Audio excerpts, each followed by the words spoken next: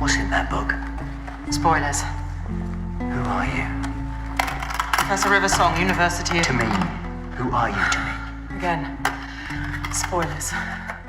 Bonjour à tous et à toutes, ici Guillaume et bienvenue dans ce premier épisode du Dico des séries. Le binge-watching, spoiler, un cliffhanger ou encore un backdoor pilote, grâce à cette chronique, ces anglicismes qui traversent l'univers de nos séries préférées n'auront bientôt plus de secret pour vous.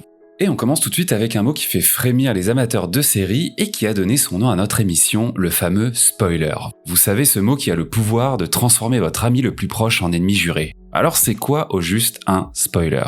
Première révélation, si vous pensiez peut-être qu'il nous vient tout droit des pays anglophones, eh bien détrompez-vous car le spoiler est en réalité français. Vous avez bien entendu, le mot spoiler trouve ses racines dans le vieux français « spoiler » qui a ensuite évolué en « spoiler » signifiant dépouiller ou piller. Et si on y réfléchit bien, spoiler une intrigue, c'est un peu ça, dépouiller quelqu'un du plaisir de la découverte. Car un spoiler, c'est en effet cette petite information lâchée au mauvais moment qui dévoile tout ou partie de l'intrigue d'une œuvre, gâchant ainsi l'effet de surprise. Je vous plante le décor, lundi matin vous tentez de vous réveiller à la machine à café et là votre collègue vous balance « T'as vu la mort de Joffrey dans le dernier Game of Thrones ? Trop fou, non ?» Le choc, l'horreur. Si certaines légendes urbaines attribuent l'idée originelle du spoiler au célèbre réalisateur Alfred Hitchcock, le maître du suspense dirigeant ses spectateurs vers de fausses pistes pour protéger le mystère de ses films et éviter les spoilers involontaires, difficile de dire exactement quand le mot a commencé à être utilisé pour décrire des œuvres de fiction. Ce qui est sûr, c'est qu'à partir des années 90, alors qu'Internet commence à se démocratiser, le mot spoiler prend une toute nouvelle dimension.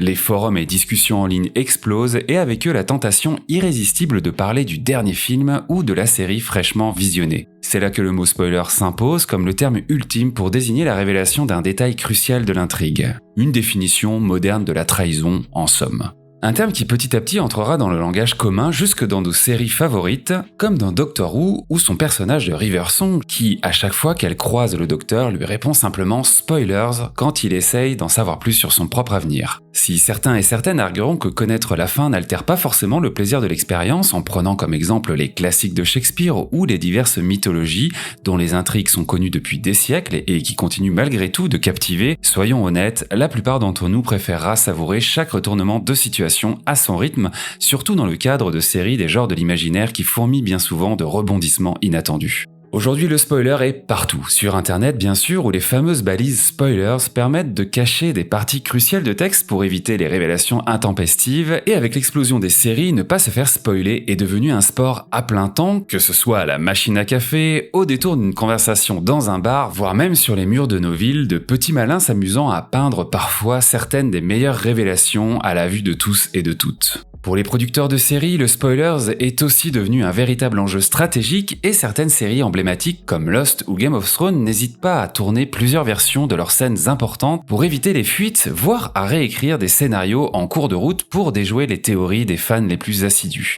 Alors, quoi penser du spoiler ? Comme souvent, c'est une question de compromis. Respecter les autres et demander toujours avant de révéler un élément de l'intrigue. Parce que le plaisir de la découverte, c'est aussi partager cette montée d'adrénaline avec ceux qui vivent l'histoire pour la première fois. En conclusion, chers auditeuristes, que vous soyez du clan anti-spoiler ou que vous n'ayez pas peur de connaître la fin, l'essentiel est de respecter ceux qui veulent savourer l'aventure sans indice. Et si vous êtes vraiment impatient, rappelez-vous que parfois, le chemin est plus excitant que la destination. Merci de m'avoir écouté et à très bientôt pour un nouveau Dico des séries sans spoiler. Enfin, j'espère. Bonus Trax. Une bonne histoire, c'est souvent un bon personnage qui peut échapper à son auteur ou son autrice et même être récupéré par d'autres conteurs et continuer à rencontrer le succès. Comment Cthulhu, Dracula, Wonder Woman ou le Docteur réussissent à devenir des exemples, des archétypes, des légendes. Ce sont à toutes ces questions et bien d'autres qu'on essaie de répondre dans le podcast Au Panthéon des légendes. Avec une équipe d'experts différente à chaque numéro, on décortique l'histoire éditoriale de chacun de ces personnages fictifs ou inspirés de faits réels pour tenter d'expliquer le mythe qui les entoure. Cléopâtre, Gérald de Rive, Morgane la Fée, Elric de Meldibonnet, toutes et tous ont ou auront leur place.